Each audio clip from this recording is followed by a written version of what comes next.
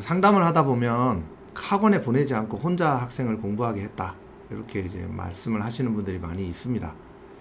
제 개인적으로는 이제 이 학원이라는 이제 시스템이 우리 사회에 주는 순기능이 저는 꽤 많다고 생각하는 사람이거든요. 그 순기능에 대해서는 다음 기회에 제가 좀 상세하게 얘기를 해보겠습니다. 근데 어쨌든 이제 이렇게 혼자 이제 공부하게 하는 것이, 스스로 공부하게 하는 것이 저는 되게 좋은 방법이라고 생각을 합니다. 굉장히 좋은 선택이라고 생각을 하는데, 근데 이제 이렇게 찾아오는 사람들 대부분이 스스로 그렇게 혼자 공부하게 한 그 결과에 만족을 하지 못해서 찾아오는 겁니다.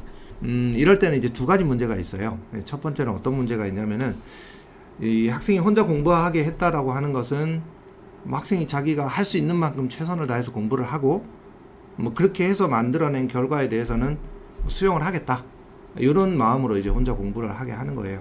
근데 보통 찾아오면 어떤 얘기를 하냐면은, 나는 지금부터 학원 다니라 그러면 학원도 제가 얘기하는 대로 다닐 것이고, 혼자 공부하되 이제 또 좋은 방법이 있으면 그것도 따르겠다라고 하는 그런 이제 방향을 제시해 달라고 찾아오시는 분들이 되게 많아요. 이 말은 이제 이미 어떤 의미를 내포하고 있습니까?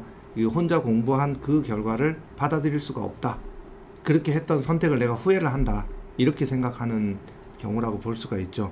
이렇게 하는데 처음에 문제점이 있습니다.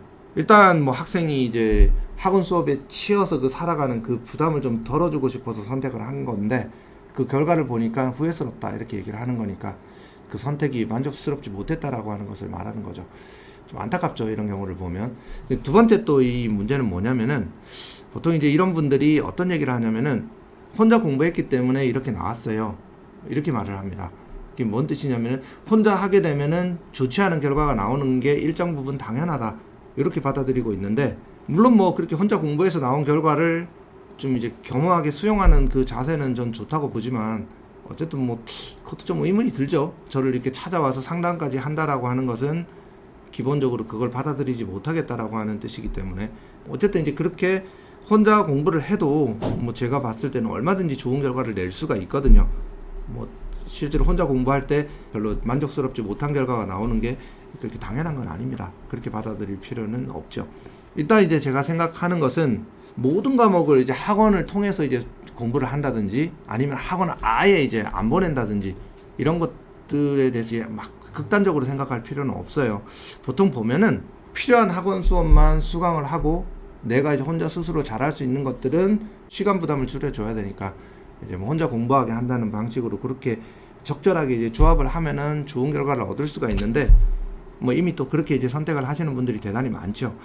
근데 제가 이제 가만히 지켜보면은 좀 유독 강남권이나 또 학원 인프라가 굉장히 잘 갖춰 있는 곳들이 있죠. 여기는 이제 주변을 살펴보면은 학원에 열심히 다녀갖고 좋은 결과를 낸다라고 생각하는 그런 샘플들이 많잖아요. 사례들이 많기 때문에 그걸 보면서 학원을 다 보내야 되나, 이렇게 생각하시는 분들이 유독 많은 것 같아요. 그렇지만 이제 학원을 보낸다고 꼭 좋은 결과가 나오는 것도 아니고, 학원을 안 보낸다고 해서 반드시 또 좋지 않은 결과가 나오는 것도 아니기 때문에 그런 방식으로 생각할 필요는 전혀 없다라고 생각하셔도 될 것 같습니다. 일단은 제가 이제 생각을 해보면, 학생이 주도적으로 공부를 하면서도 좋은 결과를 낸다라고 할 때 필요한 게 두 가지가 있어요.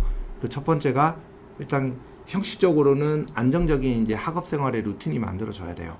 편안하게 안정적으로 학생이 혼자 공부하고 있구나, 언제 뭘 해야 될지, 이런 루틴들이 잘 갖춰져 있다는 뜻입니다. 그 다음에 두 번째로는, 내용적으로도 그렇게 공부하면은 좋은 결과로 이어질 수 있다라고 믿을 수 있는 그런 충실한 학습 로드맵이 갖춰져 있어야 됩니다. 둘 중에 어느 하나라도 이제 좀 뭔가 어그러지면은 좋지 않은 결과가 나올 가능성이 크죠. 일단 상담을 해보면, 이제 학원 도움 없이 이제 혼자 스스로 공부하는 학생들한테 나타나는 가장 큰 문제점이 뭐냐면은, 안정적인 학업의 루틴을 이제 만들어 놓지 못하고 있다는 점이에요. 이거는 생각을 해보면 당연한 거예요. 학생들이 좋아하는 과목도 있죠. 그 다음에 조금 덜 좋아하는 과목도 있습니다. 그리고 되게 싫어하는 과목도 있죠. 제 개인적으로 생각을 해보면, 저는 수학은 열렬히 좋아했어요. 그리고 물리 과목도 엄청 좋아했었고, 화학도 전 좋아하는 과목이었어요. 국어도 괜찮았는데, 생물 과목이나 이제 영어 과목, 이런 과목들은 전 정말 싫어했어요. 이 싫어하는 과목이 있다라고 하면은 어떤 일이 벌어져요? 그거를 혼자 스스로 공부할 때는 안 하게 돼요. 가급적이면 그 과목을 안 하려고 하는 그런 경향이 만들어진단 말이에요. 그렇기 때문에 이제 외부의 어떤 학원과 같은 강제성이 없이 스스로 공부하는 학생들 대부분이 이 자기가 좋아하는 과목에 투자하는 시간들이 훨씬 더 많아요. 그게 실제로 이 공부를 언제 무슨 과목을 한다라고 하는 그런 계획표를 짜 놓음에도 불구하고 그 계획이 잘 안 지켜주는 과목들은 대부분 자기가 싫어하는 과목들이에요. 그러면 그 과목은 시간은 투입하고 있는데도 불구하고 이제 진도가 제대로 안 나가고 학습이 제대로 안 이루어지는 경우들이 많고요. 그리고 또 실제로 그렇게 시간 투자가 안 되는 경우들도 상당히 많습니다. 제가 관찰을 해보면 굉장히 약하거나 좋아하지 않는 이런 과목들 있죠. 요런데 자기가 시간 투자를 늘려야 되는 시점에 오히려 이제 좋아하는 과목 공부를 더 하고 있는 경우들도 굉장히 많습니다. 이 학생들이 스스로 공부하게 될 때. 자기주도 학습이다라고 하는 그 말 속에 들어있는 의미가 뭐냐면은 내가 특정 과목의 학습이 잘 이루어지고 있는지, 수학에 대해서 잘 공부를 하고 있는지, 영어는 빈틈이 없는지 이런 것들을 제대로 성찰을 하고 그 성찰 결과를 끊임없이 피드백해서 자기의 공부 과정에 반영한다라고 하는 것이 이제 자기 주도라는 말의 의미인데, 이 자기 주도라고 하는 이 말이 이제 혼자 공부한다, 외부의 도움 없이 스스로 한다라고 하는 것에 그쳐버리게 되면은 이제 공부하는 데 있어서 균형이 깨져버리는 이런 결과가 벌어지게 됩니다. 형식적으로 이렇게 되면은 이제 문제가 많아지게 되죠. 만약에 이제 이런 학생들이 이제 이 학원을 다니게 된다라고 하면은 이 학원이 어떤 의미에서는 내가 이해하기 어려운 내용들을 좀 쉽게 잘 이해할 수 있게끔 만들어주는, 수업을 통해서 만들어주는 그런 곳이다, 이런 의미로 이제 학원을 생각할 수도 있겠지만, 학원의 더 큰 장점은 어디에 있냐면은 학생들한테 이 안정적인 학업 생활의 루틴을 만들어주는 곳입니다. 만약에 제가 영어를 싫어한다 그랬잖아요, 그죠? 영어가 싫지만 일주일에 2번 영어 수업이 잡혀 있어요. 그럼 가겠죠. 가면 공부를 할 수밖에 없단 말이에요. 그리고 그 수업에서 매주 일정한 수준의 내용하고 혹은 또 일정한 수준의 양으로 과제가 부여가 됐다면은 그걸 해갈 수밖에 없죠. 만약 안 해가게 됐을 때 그 학원 선생님이 관리를 해준단 말이에요. 너는 오늘 그 숙제를 끝내기 전까지 집에 못 가. 그럼 하고 와야 된단 말이에요. 그걸 알기 때문에 학생들은 언제든 자기가 일주일 중에 시간을 정해서 그 숙제하는 시간을 만들어 놓을 수밖에 없는 겁니다. 그때는 당연히 숙제하면서 영어 공부를 하겠죠. 당연히 이렇게 되면은 학생한테 학업이 제대로 이루어지고 있는가 없는가 하는 것과는 별개로 형식적으로는 그 학생이 영어 공부에 대한 일주일 학습의 루틴은 명확하게 이제 잘 만들어져 있다라고 볼 수가 있는 겁니다. 훌륭하죠, 그 정도 루틴이라면. 그럼 이런 생각을 해요. 그럼 모든 과목을 다 수업을 들어버리게 되면은 이 형식적으로 학업 생활의 루틴이 제대로 딱 잘 짜진다라고 볼 수가 있는 거예요, 그죠? 그리고 학원 시간표를 딱 짜는 순간, 그리고 그걸 짜놓고 어떤 과목에서 나오는 숙제를 무슨 요일날 어떤 시간에 내가 다 해놓는다, 이렇게만 딱 만들더라도 모든 과목을 학원에 의존하게 된다면은 자기 학업 생활의 루틴은 치밀하게 잘 짜진 겁니다. 근데 이렇게 되면 이제 치명적인 문제점이 있습니다, 그죠? 그 수업을 듣고 있는 그 내용이 내가 혼자 공부해도 충분하다, 혼자 충분히 공부할 수 있는 내용이라고 한다면은 굳이 이제 그 수업을 들을 필요는 없는 거잖아요. 어떻게 보면은 시간을 좀 이중적으로 낭비하는 이제 그런 일이 벌어질 수도 있는 겁니다. 학원 수업을 듣는다 해도 또 내가 스스로 그거를 복습하면서 공부해야 되는 시간 또 투자를 해야 되는 거거든요. 이렇게 봤을 때 이제 혼자 공부하는 시간이 줄어들게 된다, 스스로 공부하는 시간이 줄어들게 된다는 그런 치명적인 단점이 이제 학원 수업에 의존하는데 존재를 한다라는 겁니다. 그렇기 때문에 이제 대다수 최상위권 학생들이 있죠. 이런 학생들은 이제 학원 강의를 대체로 이제 평균 수준 이하로 수강을 하는 경우가 많습니다. 많이 안 듣습니다. 스스로 공부할 수 있는 것들이 많다면 굳이 학원 수업에 의존할 필요는 없는 거죠. 제가 개인적으로 저는 생각할 때 이제 학원 강의라고 하는 것을 수강을 한다라고 하면 그 학원 강의로부터 이제 독립하기 위해서, 스스로 독립하기 위해서 수강하는 것이다, 이런 말을 학생들한테 자주 합니다. 장기적으로는 내가 좋아하지 않는 과목, 내가 거리감이 느껴지는 과목이 있잖아요. 이런 과목들을 학원 강의를 수강함으로써 이제 좀 거리를 차츰 심리적인 거리를 좁혀서 혼자 할 수 있는 힘을 길러 나가고 종국에는 학원 강의를 수강하지 않게끔 혼자 공부할 수 있게끔 만드는 게 이 학원 강의의 목적이라고 생각을 합니다.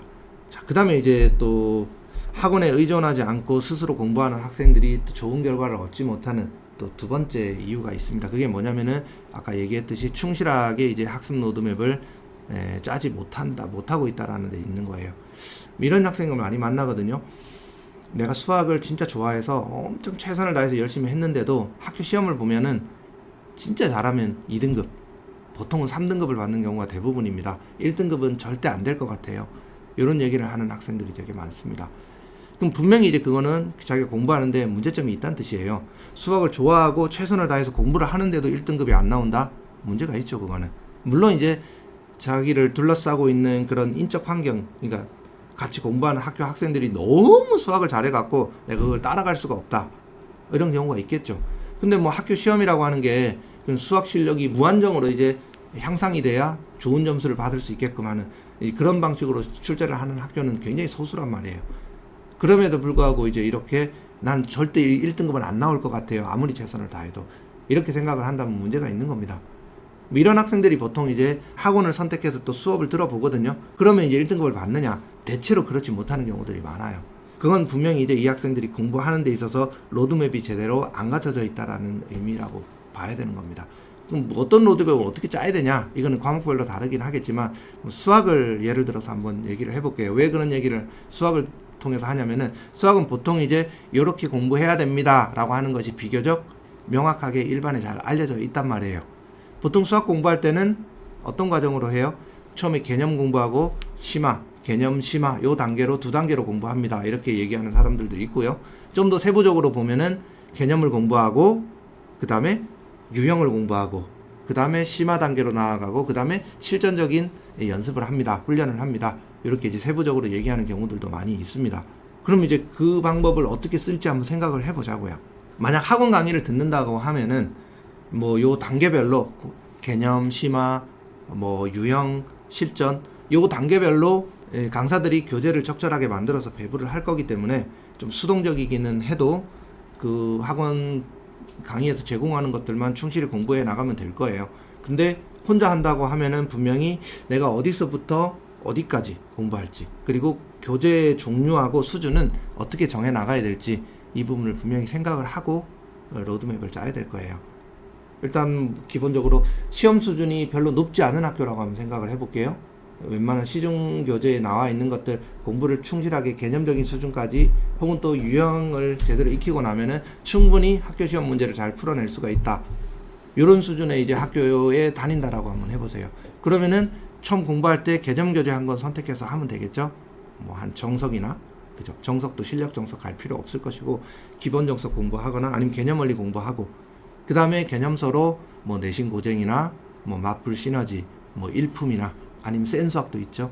이런 수학 교재들 한 권 정도 공부를 충실히 반복해서 하게 되면은 분명히 좋은 결과가 있을 거예요. 좀 더 좋은 결과를 내려면은 그 학교 기출 문제를 몇 년치를 구해서 다 실전 연습을 하면서 풀어보는 방법도 있겠죠. 이 정도만 해서 충분히 좋은 결과를 낼 수 있는 학교가 굉장히 많습니다. 전국에 널렸죠. 근데 문제는 그쵸 학군지에 있는 그런 학교들에 다니고 있는 학생들의 목소리가 크죠. 그걸로 부족합니다 라고 얘기하죠. 그리고 또 그렇게 공부해서는 수능 대비가 제대로 안 되지 않느냐 이렇게 얘기하는 경우들도 많이 있습니다. 그래서 좀 더 이제 심화 단계로 한번 나아가는 계획을 짜보자고요. 그러면은 개념 공부하고 유형서로서 아까 얘기했던 그죠 마플 시너지나 내신 고쟁이 같은 혹은 일품 수학 같은 교재를 충실히 또 공부를 했어요. 분명히 이제 개념 교재랑 많이 겹치기 때문에 이 공부할 때는 시간이 현저히 줄어들게 될 겁니다. 요까지 공부를 하면은 보통 이런 유형서에도 3단계 문제는 이제 좀 굉장히 심화된 문제들로 구성이 되어 있거든요. 이런 정도까지 내가 반복해서 여러 번 이제 공부를 해보고 제대로 익혔다라고 하면은 심화서까지 나아가더라도 실제로 새로 공부해야 될 내용들은 많지가 않아요. 그럼 공부 시간이 현저히 줄어든단 말이에요. 그럼 블랙라벨이나 뭐 올림포스 고난도 혹은 또 1등급 수학 같은 굉장히 이제 심화된 문제들로 채워져 있는 이런 문제집을 충실히 또 공부를 더 했어요. 물론 경우에 따라서는 요걸로도 부족해서 뭐 최근 한 5년간 출제됐던 그 모의고사들의 주요 문제들, 킬러 문제까지 포함해서 그걸 뽑아갖고 또 추가로 공부해야 되는 그런 학교가 있을 수도 있을 겁니다. 어찌됐든 요 단계까지 수학 과목을 개념서부터 시작을 해서 모의고사 기출 문제까지 푼 다음에 그 다음에 내가 그 전년도, 전전년도 우리 학교에서 출제됐던 그 기출 문제들, 중간 기말 기출 문제들을 가지고 와서 실전 연습을 해야 되겠구나. 그러면 요걸 하기 위해서 내가 어떤 로드맵을 짜야 될까? 그러면 내가 해야 될 공부의 양과 목표가 정해진단 말이에요.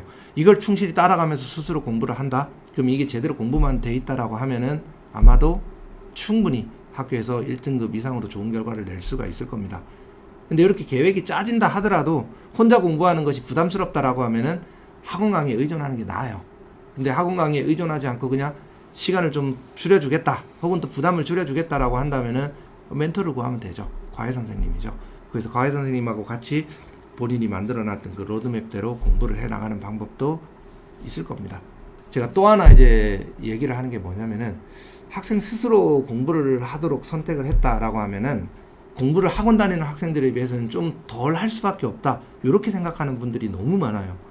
근데 그렇지 않습니다. 당장 제가 이제 그 개념, 유형, 심화, 그 다음에 그 실전, 요 4단계로 짜여진 로드맵을 얘기를 했잖아요.